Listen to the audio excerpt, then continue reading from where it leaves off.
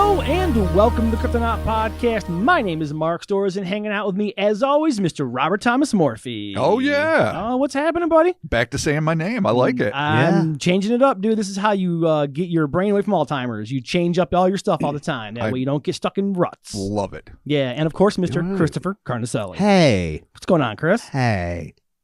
Hey. It's been a week. It's been a week. For all of us. Yeah. Yeah, no, it it has. has. It's had. You know what, man? It's just par for the course. Between the weather and the holidays and everything else going on, things get a little nutty. They get a little kooky, a little hooky spooky. The fall to winter hump is just terrible for everybody. Oh, yeah. Up here. Once December's over and winter's here proper, everyone gets acclimated. Sure. Things are a little better, but the first couple weeks, Dude, everyone's just like... It's literally the bridge. It's the bridge into darkness. It's what it is. It's like it gets dark at 4:47. You're just used to living in the perpetual dark and the cold and the shit and the freezing and the rain, and then you're miserable until June. So it is cool. literally localized amnesia. It's not like we haven't lived this every year of our fucking lives. No, I know.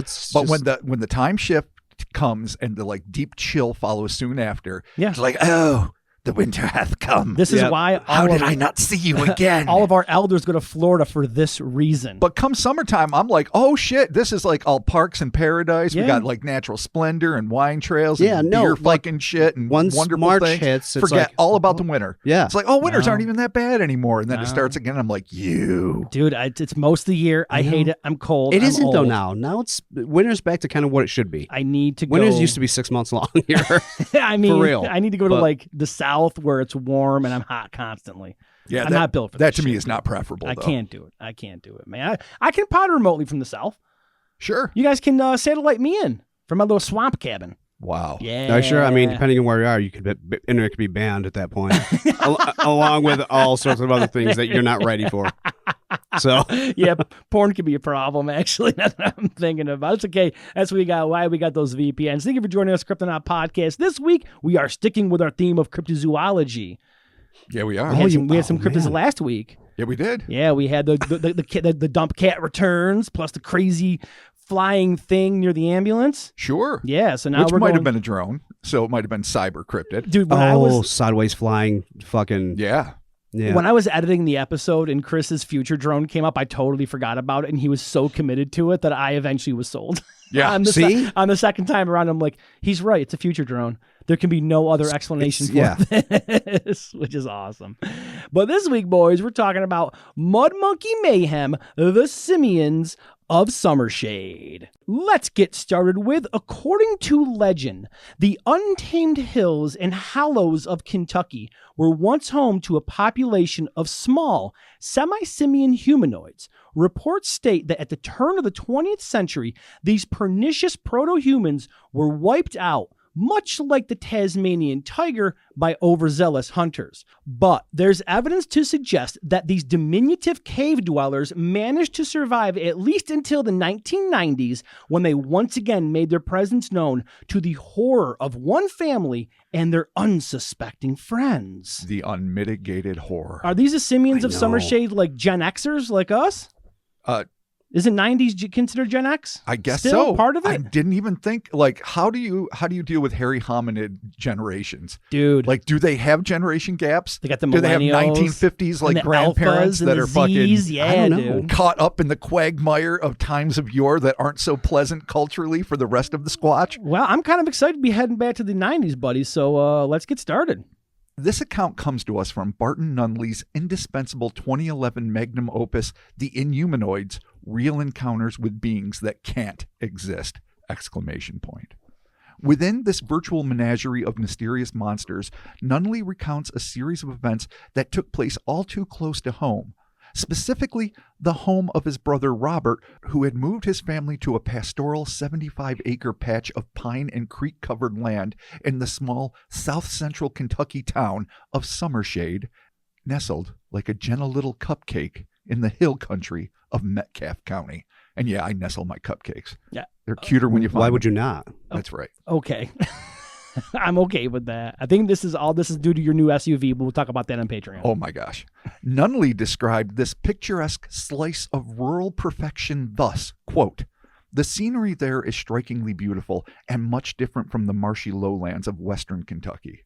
Mountains, valleys, and stone-bottomed creeks dominate a landscape that is covered with seemingly endless expanses of thick, virgin forests. Within these forests and scattered upon the sides of the stony mountains and creek banks, there can be found entrances to countless darkened caves which open into murky caverns containing passages which lead deep underground, connecting to the largest known cave system in the world, nearby Mammoth Caves. Which, I mean, anyone who's watched Hellier is going to be at least a little bit familiar with. Oh, yeah. No, for sure. And anyone that's, into spelunking is obviously going to know very well. Stalactites, dude. It is at this point that Nunley indulges in a little speculation when he writes, who can say where all of these tunnels lead and what might be found within them? Perhaps even an unknown species or two might live in such immense subterranean networks as these and utilize them as convenient and highly effective escape routes when needed.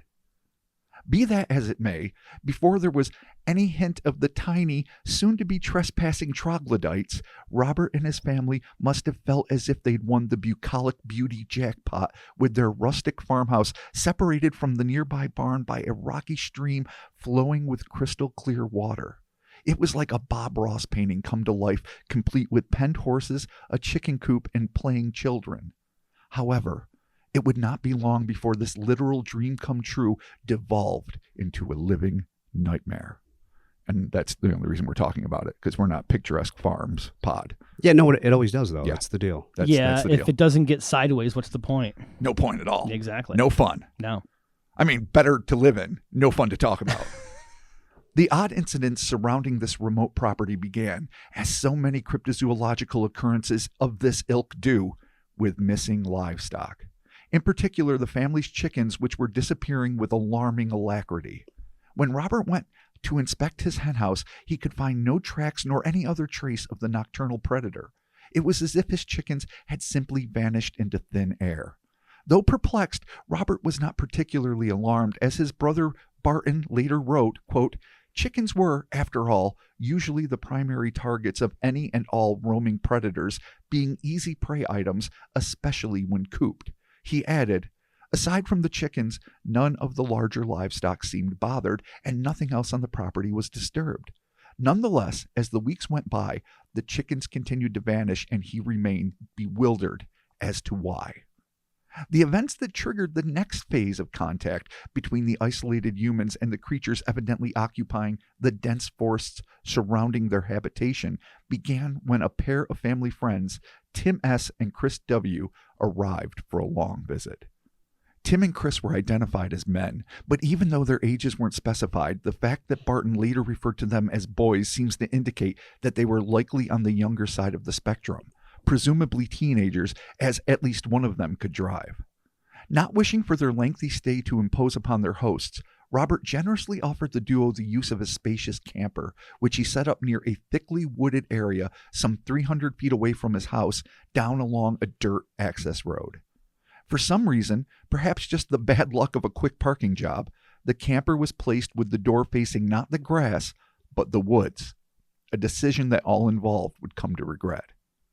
After long evenings of socializing, Tim and Chris would pile into their vehicle and drive back to the camper for the night.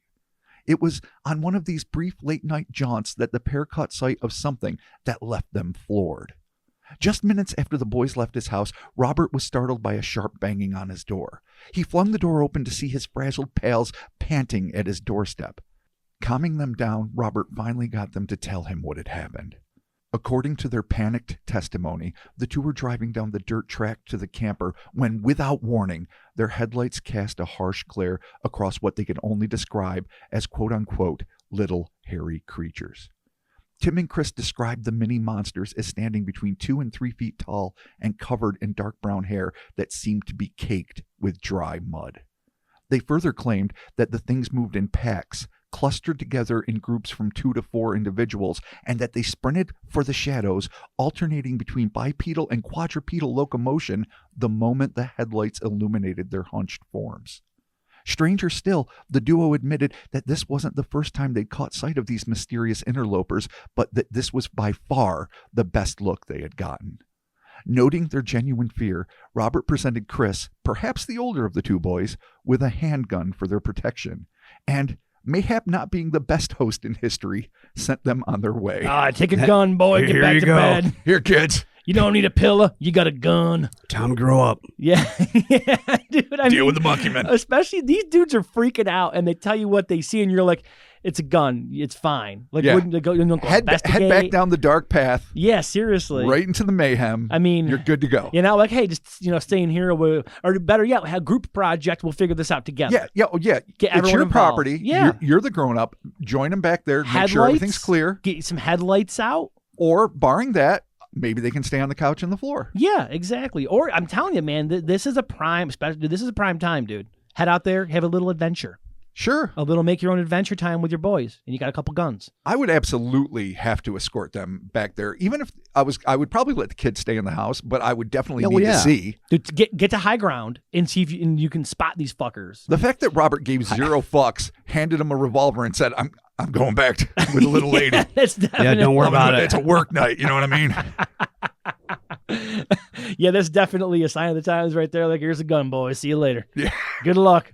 Now, don't go shooting each other. You guys are going to be fine. Yeah. All right, man. Well, here you go. It was then that the twosome, showing more courage than good judgment, returned to their car and drove down the bumpy trail to the camper to spend the rest of the night. One can only imagine how terrifying this return trip must have been, but this time the road to the camper was clear. Clutching the revolver, Chris and Tim made record time running past the gnarled branches of the ever-encroaching woods, piling into the dark camper and slamming the door behind them. Once inside, they used their flashlights to make sure there were no tiny, hairy intruders hiding in the shadows. Satisfied, the pair locked the door and almost certainly prayed there would be peace and quiet for the rest of the eve. But if indeed these implorations to the divine were ever made, they were evidently not received. Oh, God doesn't care. I suppose that's the implication. Not tonight. Not tonight, Tim. That's and the Chris. subline. This is also God's working night. This you know what I mean? night, Yahweh doesn't care. No, here's a gun. Good luck. Wow. The dude's brother, I took care of it for God. He's like, here's a gun. Do the rest. Let God sort the goddamn monkey men out. Yeah, that's what he's figuring. Yeah. Tomorrow, I'll do the paperwork tomorrow. Yeah. I'll sort that shit out then. Yeah. Let God sort them out. Yeah. We're going to worry about this at a later date. Right now, it's late. There you go. As Chris and Tim prepared to retire, they were startled by a sharp chittering sound coming from outside the camper. Extinguishing their flashlights, the pair silently scanned through the windows, looking for any hint of what was making the strange sounds. They would not have long to wait. As their eyes adjusted to the darkness, Tim and Chris could just make out dozens of little black silhouettes darting from branch to branch. The situation took an even more sinister turn as the pair glanced downward to see a massive array of these almost militant monkey men creeping forward from behind the trees, stealthily approaching the boys' sanctuary. As Chris and Tim watched their advance in increasing horror, they would occasionally hear one of the little creatures elicit a primate-like grunt, almost as if communicating with its kin, or perhaps barking orders for a potential assault. Barton noted, quote, "The diminutive critters were covered in dirt and dried mud, as if they were freshly returned from a digging endeavor on one of the many nearby creek banks," end quote. All of this was getting to be too much for Chris. He snagged the pistol off the counter and was about to throw open the camper door and start firing when Tim stayed his hand. Barton described the scene. He would have started shooting, Chris said, if Tim hadn't stopped him. He feared that such an act might anger the others, maybe even enough to make them swarm the camper all at once. Then what? They certainly couldn't shoot them all. Better judgment prevailing, Chris then realized that they had to do something before these potentially bucolic beasts had them completely surrounded. With a burst of terror fueled by adrenaline, Chris threw the door open and began aiming the flashlight's beam directly into the little invaders' eyes. Within seconds, the sinister simians scattered, leaving no trace of the small army that had been gathered just moments before. Too afraid to make a break for their vehicle, Chris and Tim locked the doors, closed the blinds, and prepared themselves for a long and horrifying assault. But this was not to be. The boys sat up the rest of the night, anxious for any inkling of an attack, until the first dusky gray streaks of dawn finally freed them from their tiny recreational prison.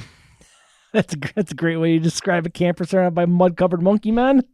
And you got one gun. You're probably thinking like, dude, gotta save 2 bullets. man, if they would have given us a grenade, we've been good. Yeah, yeah. Oh, right. the missed protocols. Yeah, dude, grenade. Okay, or the classic '80s move, propane tank. Throw it out there, shoot it. Probably launch itself at you, but still keep those 2 bullets. Sure. Yeah, Because you never know. You Yeah. got if you got to eat one for. If this Jesus. was a John Woo movie, yeah. Yeah, if you got to eat one for Jesus, you got to eat one for Jesus. There you go. There it is. Yep. The bedraggled pair rushed up the dirt trail to Robert's house to tell their hosts about the night they'd endured. There was no question about believing the boys. Their frantic discourse made it clear that the fear they were experiencing was all too real, and what's more, Robert had had his own childhood run-in with a massive hairy hominid, so he knew all too well the kinds of creatures hidden in the hollers of his home state. So he had a run-in with something, and he still's like, "Here's a gun, go to bed." Yeah. Apparently, yeah. Okay. Yeah. Fun guy. Yeah, and those accounts, Nunley also covers, Barton Nunley, that Okay. is, in the same book, and they're worth recounting, and we'll probably cover that someday. They're non-traditional, very large, Sasquatch-esque entities. Ooh, Real weird. really? All right. Yeah, Like a hint of Lovecraft, perhaps? almost. Ooh. Maybe not like full-on old gods and tentacle Okay. heads, but like All right. just creepier and crazier than usual. Okay, but this guy has a point of reference for these things. Then. So yes, Okay. he believes that they saw something. Grenade. Should have given him one. But they're tiny and they have a gun now, so apparently everything was cool, Okay. All right. according to Robert. Nice. Still, as terrifying as Chris and Tim's night siege had been, Robert wasn't too concerned. Speaking of which, he knew that he and his family were all avid hunters, trained in the use of firearms and with access to plenty of the same. And after all, how much trouble could a group of 3-foot-tall baby Bigfoot be?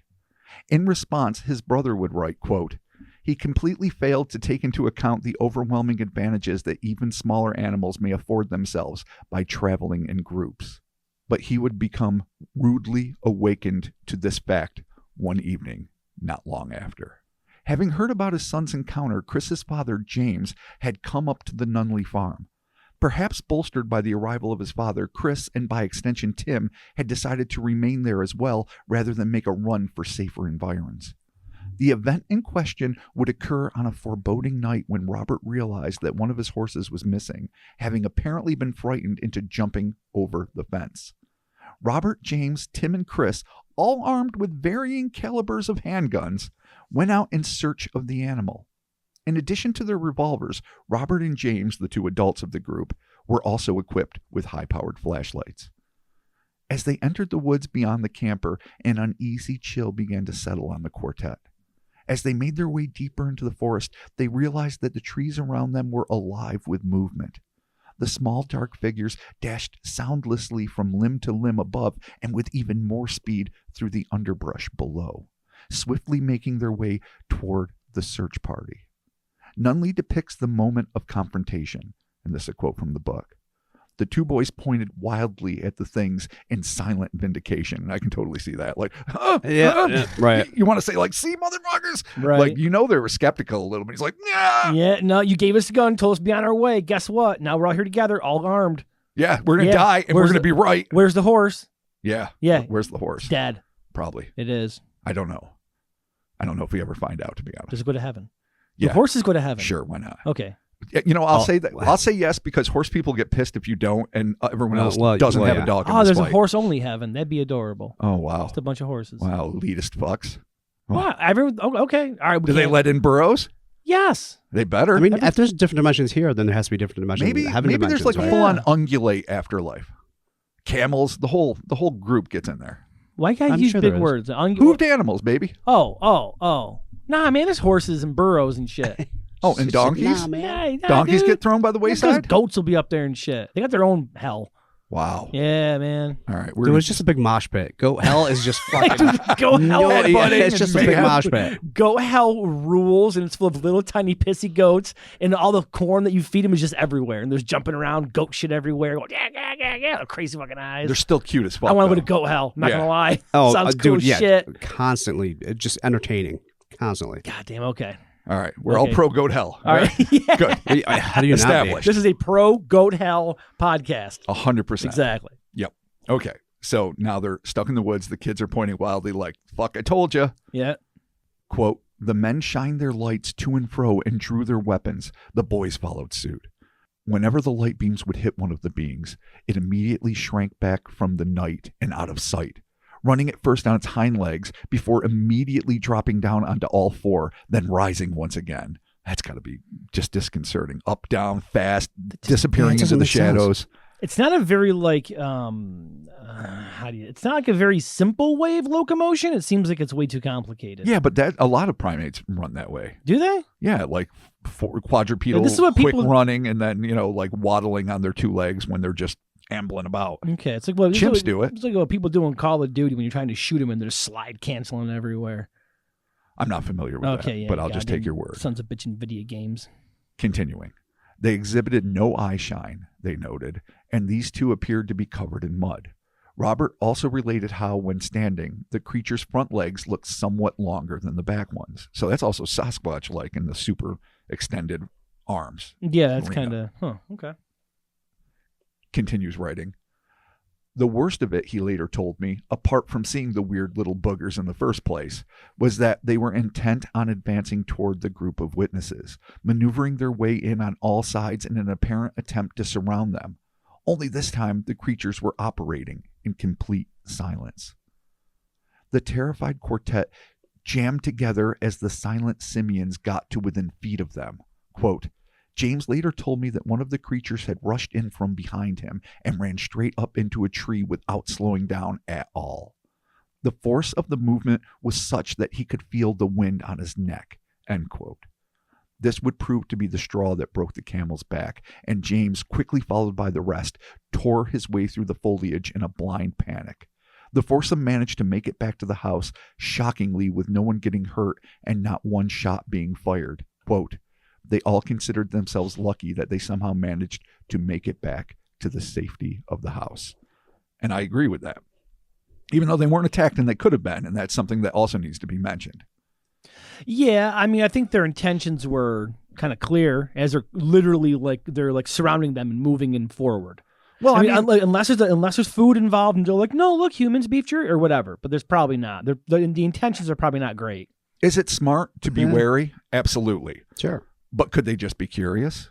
Could they just be trying to intimidate other predators from encroaching on their territory? Oh, with no intention of actually hurting them unless they have to.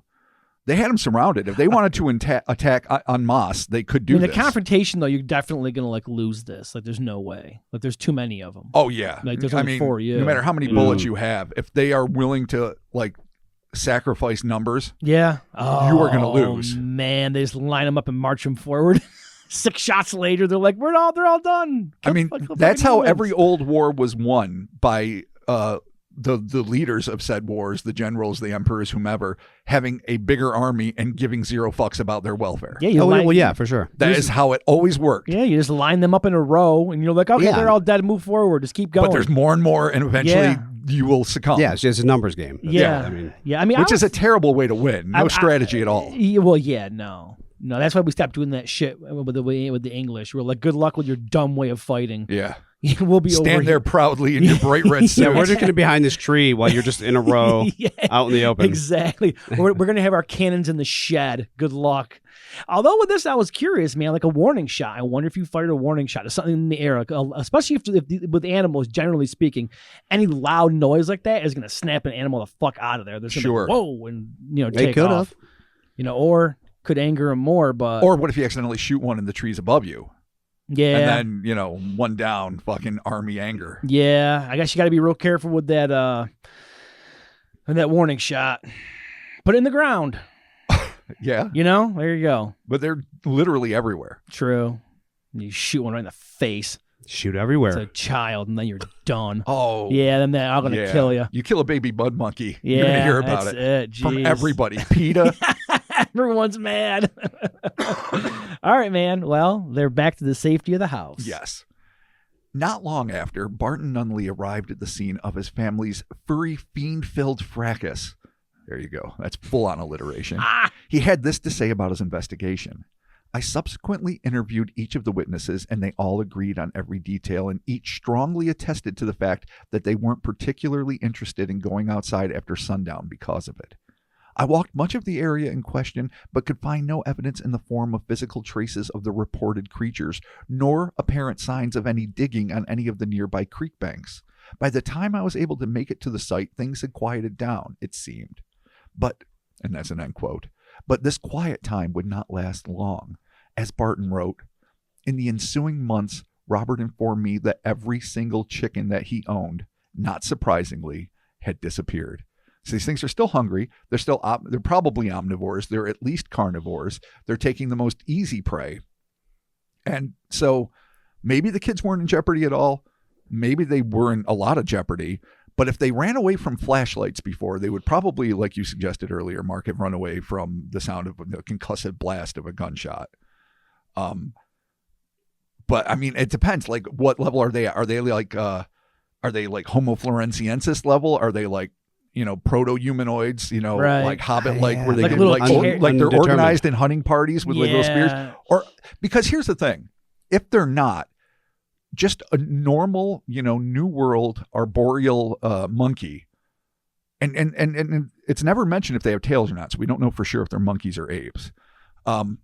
But these things would have been found if there was any kind of population of them in fucking Kentucky for all the centuries it has been occupied since, pre the United States and all the way down through the ages since, for like 300 years, however long it's been.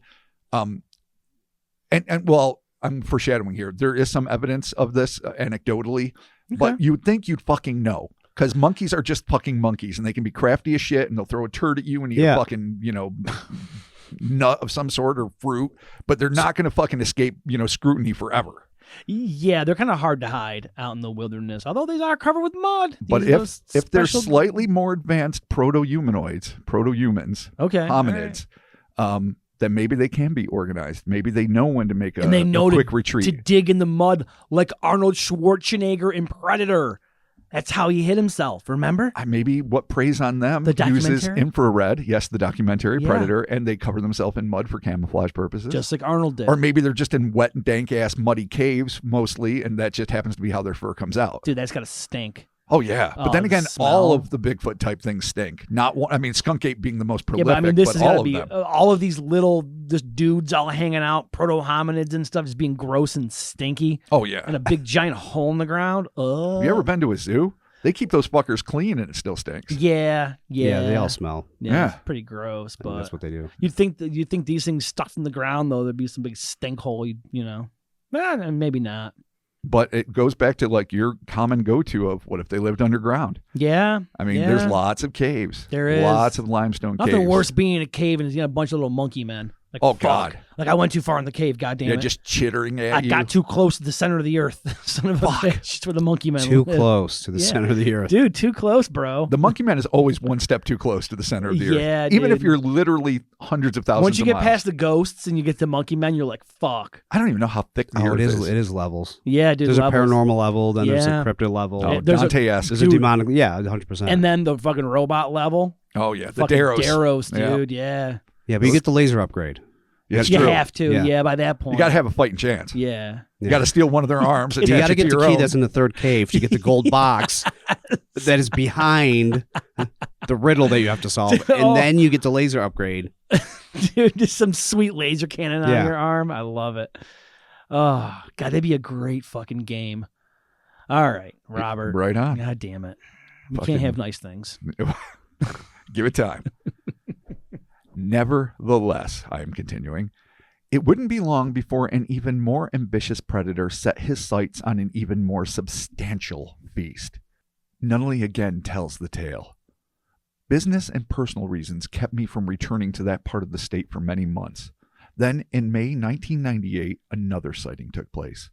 This one by Robert's son DJ and one of his friends, a neighbor from down the road a piece. My mother had recently returned from Yuma, Arizona, and decided to move a trailer onto the property next to Robert's house. She immediately purchased 3 dairy cows to put out to graze with the horses. The two youths were busy entertaining themselves in the backyard on the day in question when they noticed that one of the cows had separated from the other two and was running around the field. On closer inspection, they saw that it was being chased by one of the strange, hairy creatures. This one slightly larger than the ones previously seen by his father, around 4 or 5 feet tall. It also looked quite dirty, they told me, before describing the same curious ambulatory gait as the other witnesses. The only reason the thing didn't catch the cow, both boys claimed, was because it accidentally ran into an old barbed wire fence and stumbled to the ground. After this, the creature seemed to give up the chase entirely. Oh, it's got no fortitude. It hits a fence and falls like, I'm done. Oh, man. Like, if you get the wind knocked out of you or you hit your, you're collarbone. chasing a cow probably for the reason to eat it. Yeah, probably. Maybe Yeah, not. Maybe it don't was just fucking playing. stop. Got embarrassed. Like, fuck this, I'm out. It could have Got been embarrassed. simian shame. I mean, Hope no one saw me. Fuck, they're I mean, watching. yeah. Like when someone trips, you see somebody trip and they get up and they look around like somebody tripped them. You're like, dude, you know you fucking did that to yourself, dog. Yeah, Come you on. dusted. Yeah, that's the deal. All right. Okay. All right.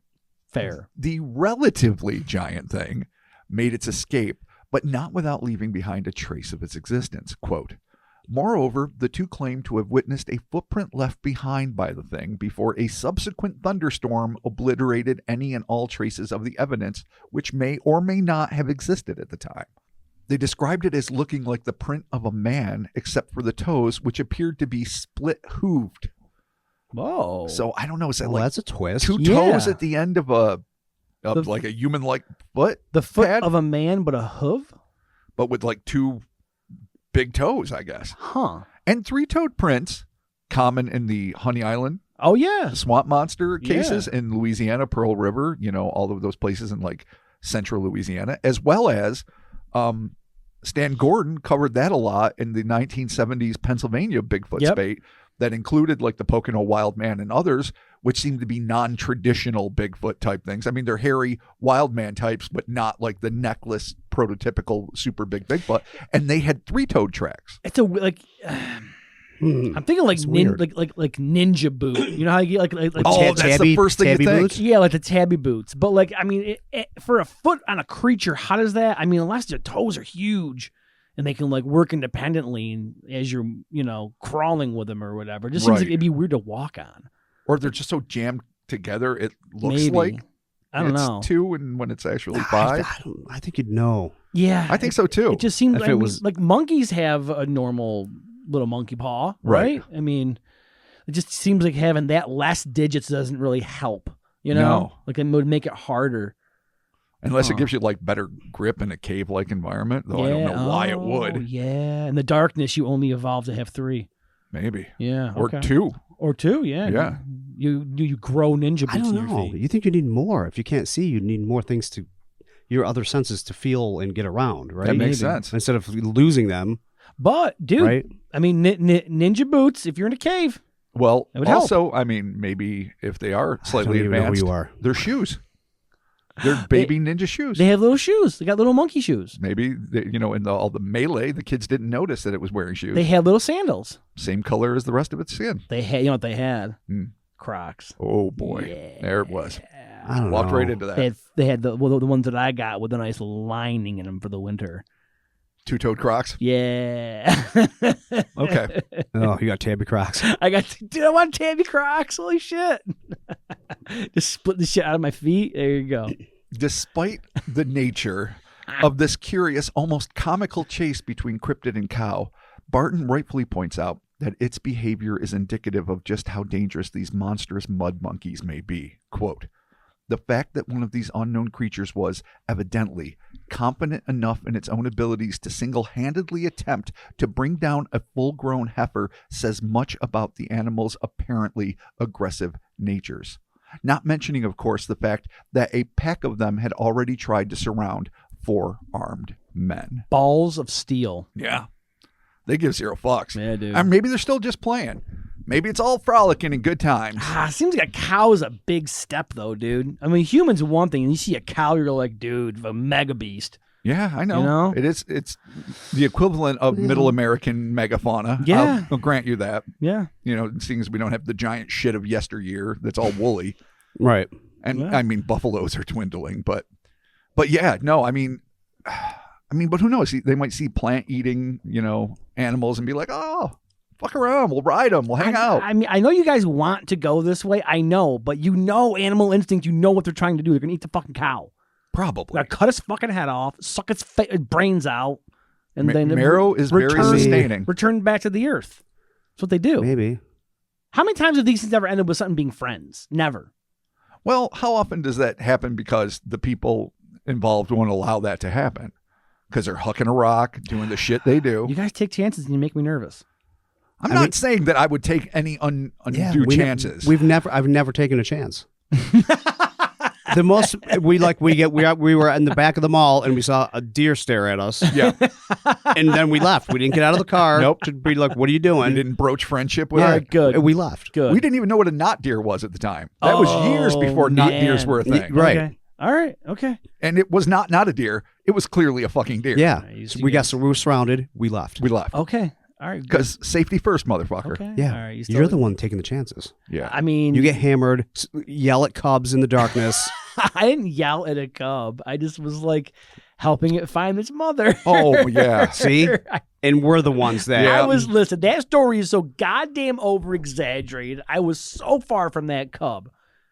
So far. It was in a ravine, for Christ's sakes. And I was pointing out to the people that I was with, oh, look, there's a baby cub. And oh, shit, the mom's right there. And I was like, get away from it. I'm like, dog, I'm on top of a ravine. I'm not down there. How do you know that wasn't a trap? I'm not down there wrestling it. I'm not pat it and pat it and shit. Like, oh, look at this nice nature scenery while you get fucking decapitated from behind by a claw. Okay. Yeah. Okay. Claw tapitation. Yeah. All right. Well, back to the Nunleys. Take your chances and shove them up your taint. Because we're safe. You're tempting the fates. Here. All right. Well, listen, I am the youngest one here. The 43-year-old crypto kid. Yeah, that's There right. you go. All right. So you go out there, you rebel yell. All right. In Well, an effort Yes. to classify these unknown creatures, Nunley then attempted to list their attributes. Quote, the pattern here seems to suggest a mostly nocturnal animal. That they were all covered in dirt or mud in every sighting appears to give credence to the supposition that they might utilize on a regular basis the intricate and extensive cave systems that exist in the area. They would also almost certainly be omnivorous, taking full advantage of every available food source. Could these mysterious creatures actually live in the area as described, yet still remain unknown to modern science? The answer is yes. End quote. At this point, the author revealed that, despite the fact that most zoologists agree that there are no extant species of New World monkey or any other non-human primate for that matter living in the wilds of Canada or the United States, legendary cryptozoologist Loren Coleman had, during the course of his research on the crypto classic Mysterious America, revealed that in Monroe County, Kentucky, there exists, to quote Nunley, a location called Monkey Cave Hollow. That's double. That's a cave hollow. okay. The name was given by early settlers and referred to the strange tribe of monkeys which inhabited the area, living in caves and foraging for roots and berries. According to Coleman, these critters were hunted to their apparent extinction, with the last of them reportedly shot and killed around the turn of the 20th century. I humbly submit the strong possibility that at least some of them got away. And so, like I was saying, at least anecdotal evidence to indicate that there was a population of wild monkeys living in the area. Though, again, I don't know how they would defy the fossil record. I mean, if they go underground, man. And if enough of your grandpappies or whomever shoot these things, you think the bones would be lingering in some barn intergenerationally. Anything. Some little something. Little tiny baby monkey skull. If you know what the place is called and you still don't have the evidence, then there's a little bit of a problem. Don't the Squatch come and grab their dead and bury them and shit, right? That is a rumor. Well, a supposition. Come on. Well, I mean, there's only so many reasons for that. And that's one easy way to say it. That's why you never see the bodies, because they come and take them away. Welcome to cryptozoology. Yeah. Well, exactly. I mean, they float away. They're like immortals. You behead them, the body just goes away. Yeah, rapture. Yeah. Monkey rapture. The idea that the Sasquatch come and grab the bodies of the dead's interesting. But Sure. I mean, then again, we do that. Yeah. We don't just leave our dead there. We're like, yeah, fuck it. Whatever. Yeah, but we have plots of land miles and miles and miles long where you can see the bodies. Oh, Sasquatch graveyard. Be a cool band. Right. Unless they eat the dead. Oh, because won't bears do that shit? No, they just eat their young because they're dumb. I mean, a lot of animals randomly eat their young. Yeah. For That's reasons. true. Yeah. All right. Yeah. I like Chris's idea of necro-carnivore Sasquatch. Depending on like how big the their range is and how much access they have to food, consuming the dead is not beyond the pale. No, if the population's small and food is scarce, then if something died, they're going to fucking eat it. That's why you never find a Sasquatch, Robert, because the body's eaten by his friends. True. Chris, you got to suck out the delicious marrow, and you have to use the tiny bones for toothpicks. Yeah. They're all distributed. You can't tell the difference. As our local folklorist, pop culture folklorist, put that in the pantheon of cryptozoology. Sure. And then everyone gets mad at us. I'm sure we're not the first to say it. I don't know, man. I can see the X reaction already. I mean, I'm just assholes. saying. Okay. I think it's a good theory. So, I mean, that notwithstanding, more than just the Nunleys. Let me continue here. It seems that Robert Nunley and his family aren't the only residents of South Central Kentucky to have encountered these all but certainly pestilent primates, as monkeys are filthy beasts. And we all know that. Disease-carrying nightmares. I don't need to get into it. We've discussed that before. As allegedly sober eyewitnesses have been describing such things for generations. Adding Barton, quote, "The region seems to be a favored haunt of these mysterious monkeys. Bordered on three sides by the state's largest lakes, Barren River Lake, Dale Hollow, and Lake Cumberland, the land between and around these bodies of water remains largely virgin and unspoiled. At present writing, I have been to the area several times and gazed upon the many mountains, valleys, forests, rivers, and streams, more than enough resources to adequately sustain and conceal large numbers of creatures such as these, with room to spare, especially if one considers the world's largest underground cavern system beneath his feet. In some of the caves, one can put his ear to the ground and listen to the swift water running somewhere in the darkness far below. Much of this region's wilderness areas are so remote that they are frequented by very few people, if any. I have no doubt that the scores of the area's caves eventually interface with the aforementioned Mammoth Cave system in nearby Edmonson County, which remains a unique enigma in itself and still holds many secrets that have yet to see the light of day. One of them, I am certain, must be the existence of small, monkey-like, nocturnal humanoids." End quote. And to that succinct assessment, I can only add a hearty fucking A right. Nice. You're right.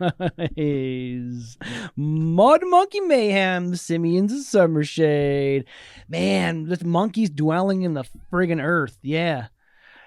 Earth monkeys. I mean, Earth monkeys. There's got to be cave monkeys somewhere else. I mean, we got to bring up we talked Right. about this last week, but we're going to bring it up because this is cryptozoology. We got to talk about the breeding population. Yes. These things will fuck themselves into stupidity so quickly. Probably. There can't be that many of them.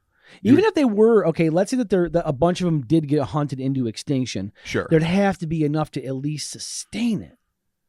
But man, if you just, unless there's more pockets of them all over the place, it would make sense, honestly, that like, okay, the predator shows up and it starts killing these things, and they're like, shit, take to the earth, and they go underground to hide, you know? Sure. So maybe there was more underneath there to do it.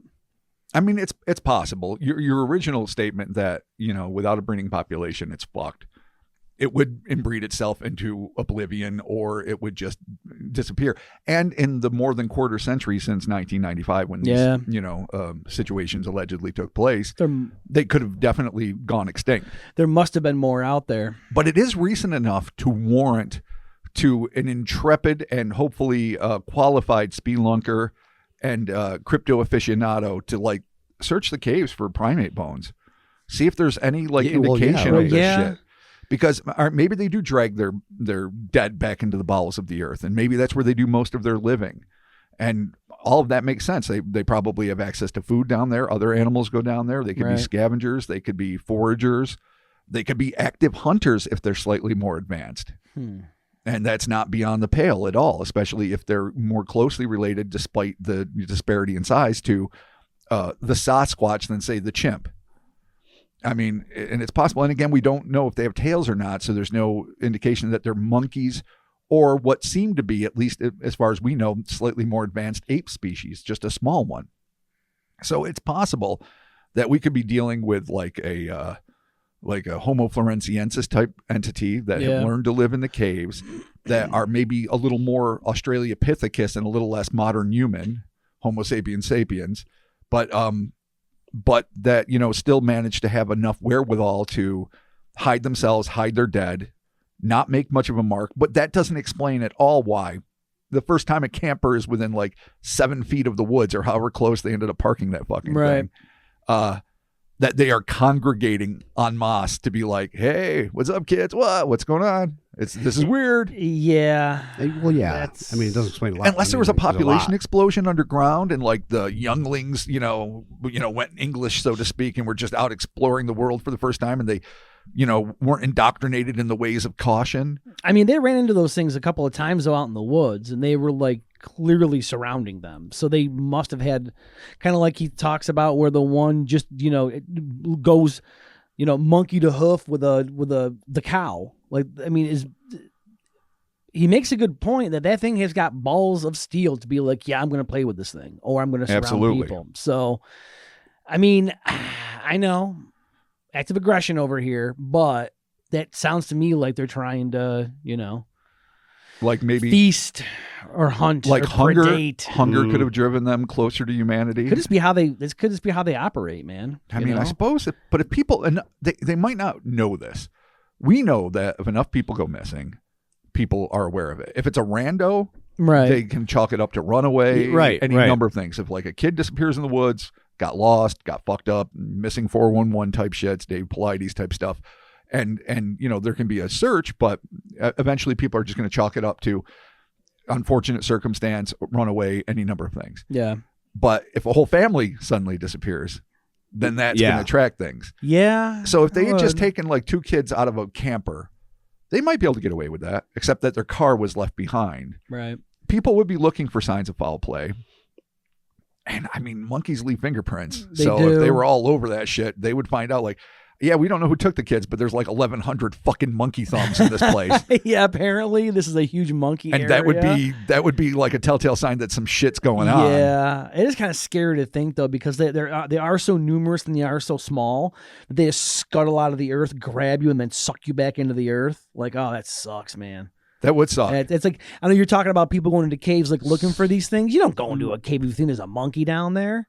Mini Morlocks. I don't know. Oh, yeah, dude. Mini Morlocks. You got to go armed to the tits with that, dude. I didn't say they should go in unprepared to deal with some shit. Yeah, you're going to need some, like, all kinds of gear. It's a lot. Well, I mean, what was the county there? We said it there that was nestled in, like, Metcalfe County. The cupcakes or whatever? Yeah. Yeah. the cupcakes. Cupcake County. Yeah, it's Kentucky. I can't even Metcalfe County, Kentucky. Yeah, Metcalfe County, Kentucky. I mean, if you're there and you're familiar, I mean, if you've heard legends, I would love to hear more. Oh, yeah, dude, let us know. I mean, because besides this book, I've never heard of this before. Now, here's the other thing, too. I mean, obviously, we have a plethora of Sasquatch-type reports. And then there's the other East Coast, more highly aggressive versions, especially found in the American Southeast, which is this region, including the Florida skunk ape and the Louisiana honey islands swamp monster, which again might be part reptilian depending on but most people agree it's like a grayish Sasquatch type creature. Right. Also the East Texas version and the Oklahoma version, not to mention the legendary folk Arkansas Boggy Creek version, all seemingly more aggressive, swamp living, all the way up to the Murfreesboro mud monster in Illinois. So there's pockets of these things all over. Smaller, we've got devil monkeys, which we covered, I don't remember in what number pod, but again, even more aggressive, super aggressive, yeah. And they, you know, the reason for them existing can I'm babbling here, but the excuses have been everything from like escaped circus animals to a different breed of, you know, North American simian that we just don't know about. Demones, if you want. So here's this, or in that great picture, a Labrador. Yes. Oh, yeah. Jesus Christ, that photo. Christ almighty. Chocolate lab. Dude, it's literally like, there's a devil monkey. Like, that's your dog. That's your dog. That's not a devil monkey. Yeah, it's not even close. It was just your fucking dog. It was just a picture of a dog, dude. Yeah. Oh, sorry. Continue. So now we have seemingly a third branch, which seemed to be somewhere between typical monkeys and, the hobbits from Homo floresiensis from the Isle of Flores. And to me, this is interesting because there's the moon-eyed people, again, from basically this area. I don't remember exactly where, but they were like big-eyed, pale, nocturnal humanoids that were driven off the land by Native Americans. And then, there are other small, hairy creatures that allegedly in Native American lore, I wish I knew more, so I can't speak educatedly about this, but that have been described and then were allegedly lost the war for territory between them and humans. Right. But if there are still pockets of these things left, that's fascinating. And the 1990s are a long time ago, especially if you're young, but really aren't that long ago in terms of like the fossil record, in terms of finding some evidence of the continued existence of these things and or the more recent remains of these things. And there was at least scores of them, according to this account, in 1995. And none of them got killed. No. So, yeah, right. And if they moved en masse again, then somebody would have reported seeing a fucking pack of monkeys running across, throughways or whatever. And then you've got also like the DeRitter roadkill, which we talked about in the Devil Monkey thing, which looked sort of like a baboon for, lack of a better comparison. I mean, maybe is it something more like that? That's the other thing too. The descriptions are like dark, silhouetted, fast. We don't get tails. We don't get whether or not they had snouts. But they do get to see, they can see enough that they can tell they're covered in mud. Yes. So they do see something. And is that camouflage or just a result of where they live? Dude, that's to get to the chopper protocol. Yeah, that's true. Yeah, or it's their own shit. They cover themselves in their own shit as a weapon. I mean, maybe they roll around their They own could, shit. yeah. I mean, that's dogs that to hide their scent. Oh, these things do that to hide their scent from us. Then we'd smell a lot of shit. But then you'd be smelling shit, right? Yeah, like nonstop shit. And that doesn't work for us because we smell stinky shit. We don't like that. Did I We make all that the up? time Is be that- thinking like isn't that why breach dogs- of septic tanks. Isn't that why dogs like rolling their own crap is to like throw their scent off or something? I mean, to other animals. Yeah, something probably. from a farmer's almanac. That's some shit I made up. No. I mean, they eat their own shit They do. Well, and also because they're scumbags. they are scumbags. They are the two pro cat people over here. Because that's terrible. That's terrible. That's terrible. You know how many times I got to cut shit out of my cat's ass because she can't clean herself? Constantly. Yeah, I'm sorry about that. I mean, I take care of her because she's my cat. Yeah, but but I'm it like, happened to furry cats. It happens. yeah, but I'm like, for get your sure. shit together, all Right. right? Oh, I'm fucking majestic cat and whatever, and I got turds all taped to the back of my ass. Maybe tell your wife to stop running it over. Wow. Yeah. Dude, Wow. 3 demerits, motherfucker. Fuck you. Now you're getting the 3 non-existent demerits. punishment. Yeah, exactly. Shit. Yeah, I'm gonna text Dick whip I'm ahoy. gonna text Nicole right now and be like, Rob's talking some She shit. knows I love her. Oh God. Yeah, if you didn't attack your cat, maybe they wouldn't, rub its shit all over its ass and all over your You ever house. think My about that? cat. Yeah. Wow. Vehicular assault counts as an attack, buddy. Wow. Yeah. For those cats' new hips, they don't lie. No, they don't. They were $3,500. Jesus Christ. Got fucking robo hips. So yeah, I guess if these things are living in the earth and using the cave system to travel around, they very well could be undetected for quite a while. Sure. But like you're saying, though, you have a solid point here. I would suspect at some point someone's going to find a little tiny weird skull and be like, "What in the fuck is this?" Oh yeah, thing?" you could go exploring this so-called monkey cave And you'd hollow think you'd find them. friendship place, and these Yeah. things aren't. I mean, some were 2 to 3 feet tall, but the other one was 5 feet tall. That's not small. So yeah, 2 to 3 feet tall is still Right. like you could go in there and like. That's still scary as shit. Like, Yeah, they're that acting is. like, well, at least when Barton Nunley was writing it, he was talking about it like, and Robert didn't get fucked. They're like 3 feet tall. I got a gun. But I've seen 3 foot tall monkeys, as I've told the story many times, like running through a playground when I was in South Africa, just like 20 feet away from me. And I'm walking past a swing set and I lose my fucking mind because it is a pack of angry, small people monsters. Yeah. Yeah. Yeah, AKA monkeys.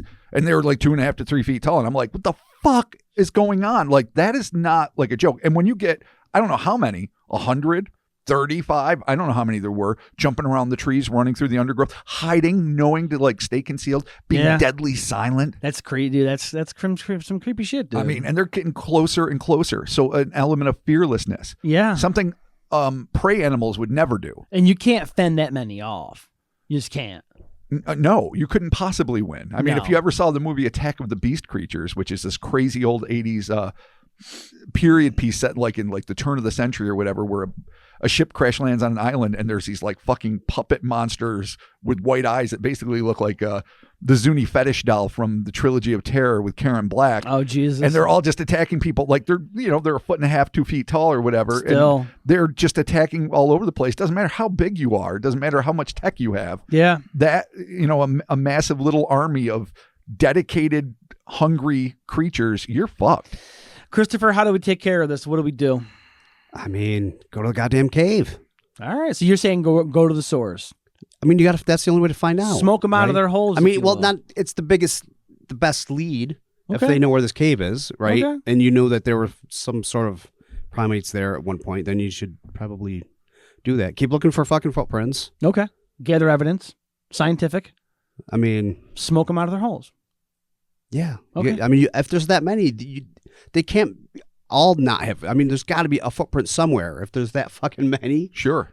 Like, yeah, it's true. But if this cave system is labyrinthine, as they say, and is interconnected, as a lot of people speculate, then they could be fucking anywhere at any time. And this could be just one place they pop up to hunt, and they happen to do so for like that couple week time. They're just daily, they're just moving, they're traveling. Just in, out, pop up somewhere else, eat a little bit of food, and then keep going. Scavenge a little, back down. Huh.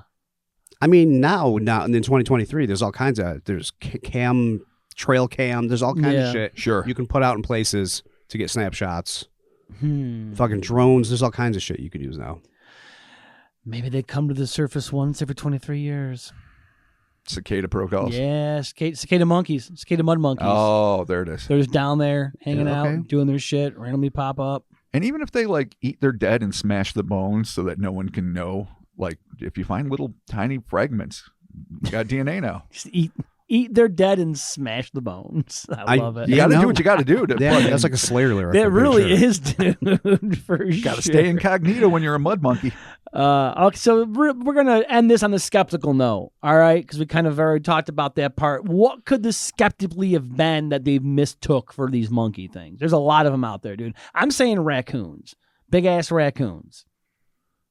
Well, but they got clear looks at them in the headlights. Shit. Okay. And they aren't like lemurs. We don't have ebony raccoons. Lemurs. Well, I don't know if there's ebony lemurs either. I mean, I guess so. Okay.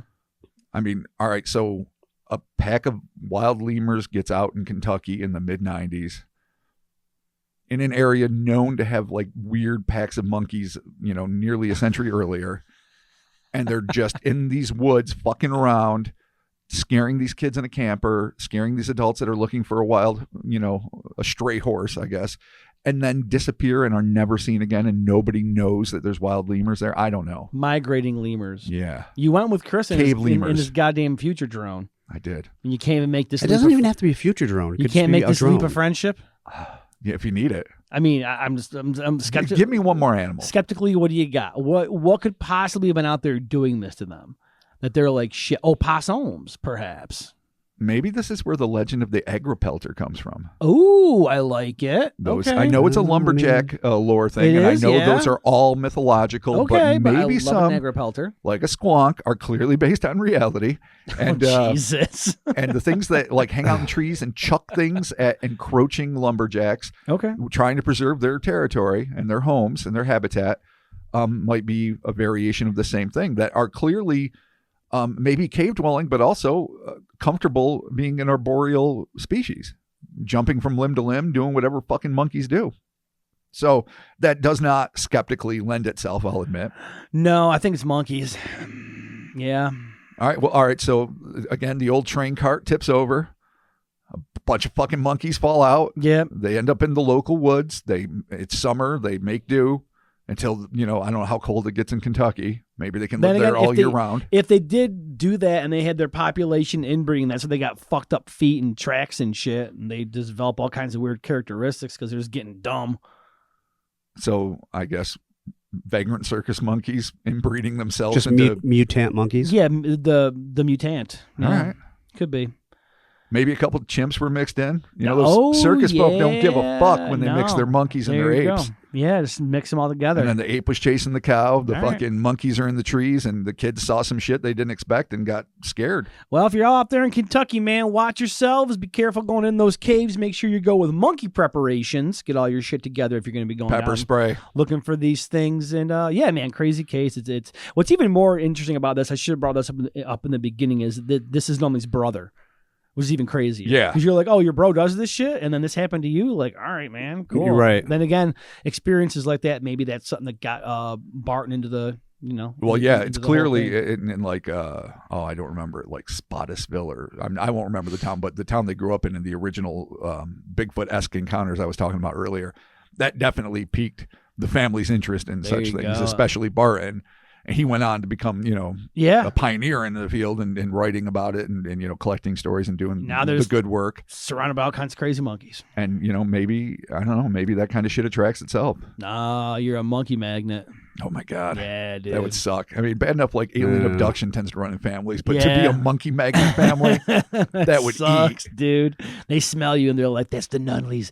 They have the best bones to suck on. Well, at least you know what you're dealing with. It's a monkey. Yeah. It's like an alien, then you're like, yeah. That's true. At least if it's something that's like flesh and blood, corporeal, you're like, we could set up and you could do some research. Oh, 100%. Yeah.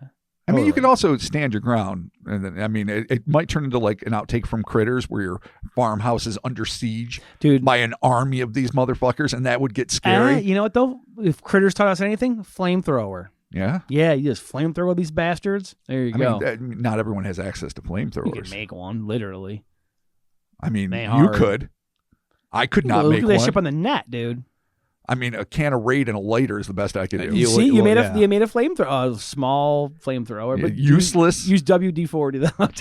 Fair enough, thank you. Use some hairspray. Yeah, I got plenty of that. Loads of hairspray. Dude, go to the new dollar store and just buy dollar store hairspray. Dude, there you go. There's one right near your house, with your brand new SUV.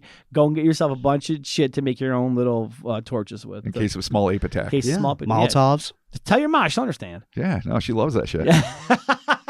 No, Ma, you don't understand. Get some cheap Fleischmann. Don't you understand? Molotovs. They're coming north like the killer bee. Exactly. They're going to be here anytime. Oh, I forgot about that. Yeah, where did that go? Yeah, who knows, man. I'm sure they're going to be back next summer. Patreon, we got folks to shout out. Robert, the old patreon.com/Cryptonaut podcast. My good friend. Hells to the yeah. Let's do it. Andrew Deary. Thank you, Andrew. Nabari. Thank you, Nabari. Skiff. What up, Skiff? Yersa. Yersa, thank you. Becky Brown. Thank you, Becky.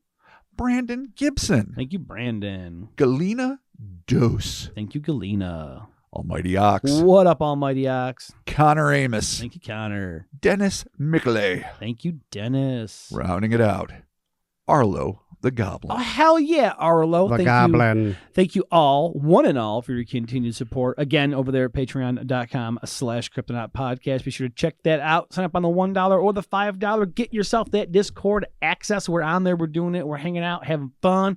The social medias and the Instas and the Twitters and the Facebooks and the X's and the Threads and all those places, we're there doing that. Check us out there. Like, follow, comment, whatever you got to do. It's fine.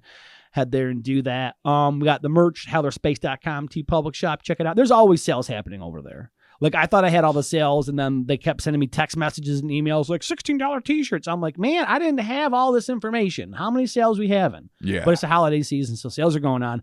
HowlerSpace.com. Get yourself some t-shirts. Fuck Christmas. Buy your own shit. Everyone gives you gift cards and money. At the end of the day, you're like, I got $400 worth of Cryptonaut merch. Wow. And then you send us if you got merch, and you like, send us pictures and tag yourself and we'll repost them on Instagram. We have a whole catalog on there. People rocking our shit. Yeah.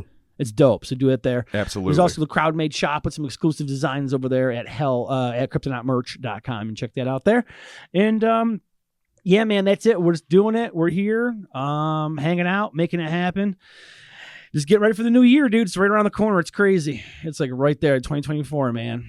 There it is. Right on the cusp. Yeah, it's gonna. New year, new pod. Not really. No. New year, same pod. Oh, yeah. New year, new studio, though, dude. Well, new studio. I mean, there's, Oh, we do. Yeah, we got things are coming. We got to have Rob check out what we did over there in the video portion of the studio. It's pretty dope. Wait. Yeah, it's pretty cool. Super dope. And if you see it right there, good sir, There's a sign with instructing you. What does that sign say? That says no fucking in the studio. Yeah, you know why it's there? So I can see it all the time, right in my face. Besides covering a giant hole in the carpet. Okay. Yeah, but just so that you know. Thank you. That wherever you are, when you're reading and you look, you understand there's no fucking in the studio, good sir. I appreciate that. Yeah. 4 demerits. Wow. Yeah. I didn't even do anything. I didn't even debate it. Yeah, this I know. time. You just Where the hell did that 4th demerit come from? 5th? Wow. Keep it up. I'm taking your phone away. Holy shit. I'm taking your goddamn phone away. You know how many times did I say that to both my kids? I'm taking your goddamn phone away. And you know what I never do? Take their phone away. Yeah, see? Although I fuck with them because remotely I can put time on their phone where I'm like, oh, you can't use TikTok anymore for today, Charles. And I can turn TikTok off on them. Well, I guess that's something. Yeah, I can. They have limits on their phones. Their apps have limits. So, which ends up eventually screwing me because then my daughter's like, I want to watch Netflix in the morning and I can't, Dad, because you turn my phone off. And I'm like, son of a bitch, you're right. So, the perils of being a father. There it is. Thank you all so very much. Wow. And we're talking to you soon. Goodbye. Better go look at that dollar store, dude. Goodbye. Brand new one. I was there on grand opening. Oh, yeah? Didn't even realize. Why, though? Damn. Nicole had to run in there to grab lights for the pumpkins on our front porch during Halloween. And we showed up there like, welcome to the grand opening. I was like, oh, shit. We done fucked up. Another dollar store. Another dollar store. Amazing. They're just littered across our city, Oh, yeah. dude. No. They're Our everywhere. economy is booming. It's so sad, dude. It's like there's a single Walmart and a shitload of fucking dollar stores. Welcome to the Rust Belt. Five Below, dude, though. Five Below is my jump off. No, I like that place. Five Below is dope. And every Sunday they got It's your special jam. releases of Squishmallows. Me and Ev go all the time. I didn't know what that The is. Squishmallow, the little cool I thought squishy those were in the passe too. Nah, man, they're back. Really? There's GameStop got Godzilla Squishmallows. They had a Rodan, Mothra, I did not see them anywhere. Godzilla, and Mechagodzilla. And the Mothra one's dope. I wanted a Jet Jaguar, though. Mm. Oh. Who didn't? Yeah, that'd be the dope shit. Shit, I would have collected those. Fuck yeah. All right. There it is. Peace. I like soft things. Yeah, I like soft things, too. Yeah. Boobs. Whoa. Oh, there it is. Just say it. That's what you meant. Boobs. Not to put a fine point All on it. right, there it is. Boob mellows. Ah.